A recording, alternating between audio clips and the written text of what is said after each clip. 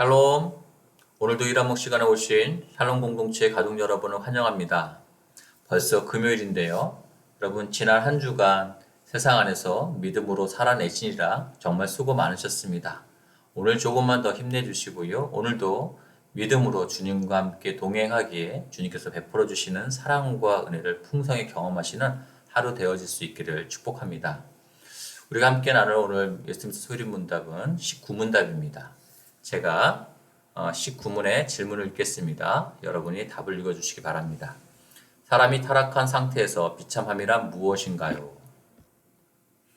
모든 인류는 그들의 타락으로 하나님과 교제에서 끊어져서 그의 진노와 저주 아래 있고 살면서 모든 비참함을 면할 수 없고 죽게 되며 영원히 지옥의 벌을 받게 되는 것입니다. 우리는 지금 타락의 결과돼서 묵상하고 있습니다. 어제 18문답에서는 제 상태에 대해 나누었고 오늘 19문답에서는 비참함의 상태에 대해서 살펴보려고 합니다. 사람이 타락하여 겪는 비참함이 뭔지에 대해 19문답은 가장 먼저 하나님과 교제가 끊어져서 라고 대답하고 있습니다. 하나님과의 교제를 잃어버린 것이 비참함의 원인이라는 겁니다. 진짜 중요한 대상과의 관계가 잘못될 때에 얼마나 삶이 불행한지 우리는 경험으로 잘 알고 있습니다.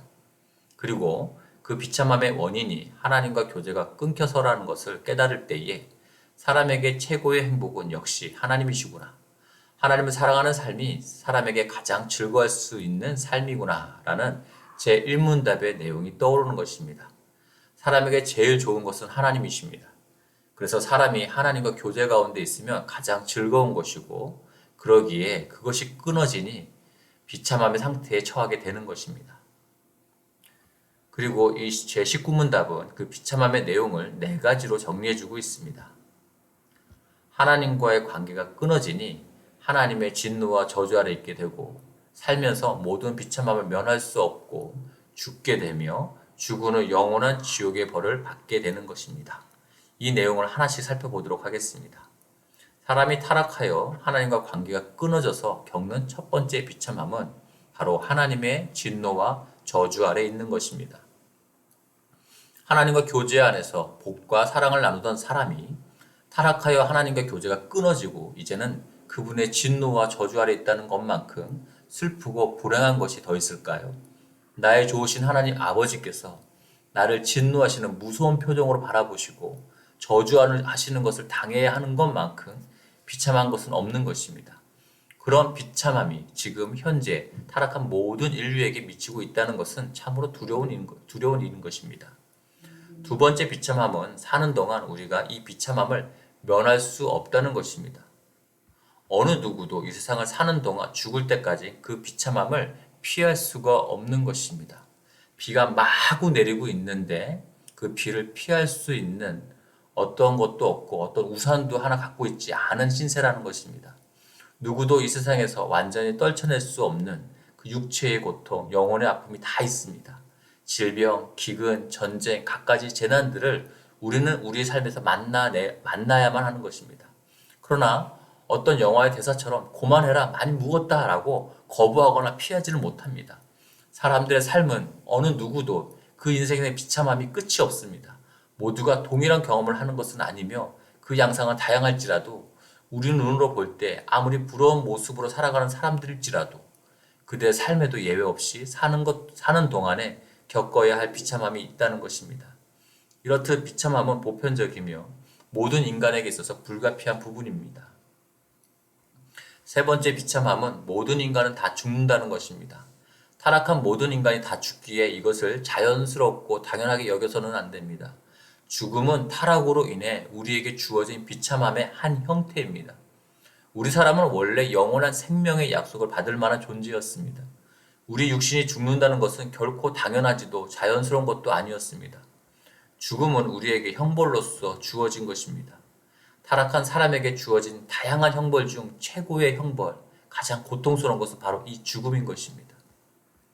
네 번째로 비참함은 죽음 이후에 영원한 지옥의 형벌을 받게 된다는 것입니다. 이 생에서 너무 고통스러우니 죽음을 선택하는 사람들도 있습니다만 그분들께는 너무 죄송하지만 타락한 사람에겐 죽음 이후에도 안식은 주어지지 않습니다. 예수님께서 친히 지옥에 대해서 말씀하시며 경고하셨습니다. 꺼지지 않는 불, 구더기도 죽지 않고 불이 꺼지지 않는다는 것, 불과 유황으로 인한 고난, 어두운 곳과 슬피 울며 이를 갈매 대해서 예수님께서 말씀하셨습니다. 참 상상하기도 싫은 곳이 바로 지옥입니다. 그러나 이런 뜨거운 불, 구더기, 고통들 때문에 지옥인 것이 아니라 지옥이 진짜 형벌인 것은 거기에 하나님과 교제가 영원히 끊어졌기 때문에 그곳이 바로 지옥이라는 것을 우리는 명심해야 합니다. 오늘 19문답을 통해 타락한 사람이 겪는 비참함에 대한 내용을 살펴보았는데요. 별로 대단하지 않게 느껴질 수도 있습니다. 왜냐하면 하나님과 관계가 단절된 것이 비참함으로 느껴지려면 하나님과의 관계가 가져오는 최고의 즐거움과 행복을 알아야 하는데 그것을 모르니 드러나는 현상만으로 이러한 비참함을 생각하기 때문입니다. 그러니 하나님과 관계가 불편한데도 사업이 잘 되니 건강하니 하는 일마다 잘 되니 멀쩡하게 잘 살고 있다고 생각하고 코로나 상황인데도 불구하고 주말마다 여행도 다니고 취미생활도 하면서 나름대로 행복하다라고 여기며 살아가는 것입니다. 그런데 여러분 착각하지 마십시오. 그 모든 것을 누려도 하나님과의 사귐을 누리지 못하고 있다면 그것이 바로 비참한 삶입니다. 오늘 우리는 19문답을 통해 하나님과 교제를 잃어버리는 것이 비참함이라는 것을 알아보았습니다. 그런데 이것을 생각하면서 너무 감사한 것은 하나님의 진노와 저주를 우리가 아닌 예수님께 쏟으셨다는 것입니다. 우리가 그것을 받도록 하시지 않으시고 오래 참으시며 구원의 역사를 이루시는 하나님께서는 약속하신 구원자 예수 그리스도를 보내어 주셔서 그 진노와 최종적인 저주를 예수님께서 다 받도록 하셨다는 것입니다. 또한 우리가 죄악으로 망가진 세상에 살기에 사는 날 동안에는 이 비참함을 경험하며 살아야 하지만 하나님께서는 그 모든 것을 활용하셔서 회심과 성화의 과정에서 우리가 죄를 이기도록 하시고 참는 것을 깨닫게 하심으로 또 우리가 겪는 모든 일들이 결코 아무 의미가 없는 것이 되지 않도록 결국 모두 선한 것으로 여겨지도록 하신다는 것입니다. 또한 이런 비참함을 통해 형벌의 무서움을 깨닫게 하셔서 우리가 죄로 돌아가지 못하도록 하신다는 것에 감사하게 됩니다. 오늘 우리가 19문답을 통해 이 비참함의 내용을 나누었지만 결국은 이조차도 좋으신 하나님께서 그 비참함 속에서 구원을 예비해 주시고 은혜를 베풀어 주신다는 것에 감사할 수밖에 없음을 깨닫게 되는 것입니다. 제가 기도하겠습니다.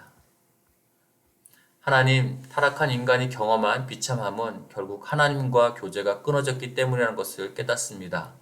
그러면서 우리에게 결국 가장 좋은 것은 하나님과 사귐이라는 것을 다시금 알았습니다. 세상의 기준을 볼 때 성공했다는 어떤 삶을 살아간다고 하더라도 하나님과 교제가 끊어져 있는 상태라면 비참하다는 것을 잊지 않게 해주십시오. 혹시 이 생에서의 삶에서 인정을 얻기 위해 하나님 앞으로 달려가지 못하고 있다면 주님 우리의 눈을 열어서 본질을 보게 해주시고 속히 돌이키게 해주시고 하나님과 친밀한 사귐의 자리로 나아갈 수 있도록 지금 우리를 인도해 주십시오. 이 모든 거 우리 주 예수님의 이름으로 기도합니다. 아멘. 계속 개인 기도 시간으로 기도하시겠습니다.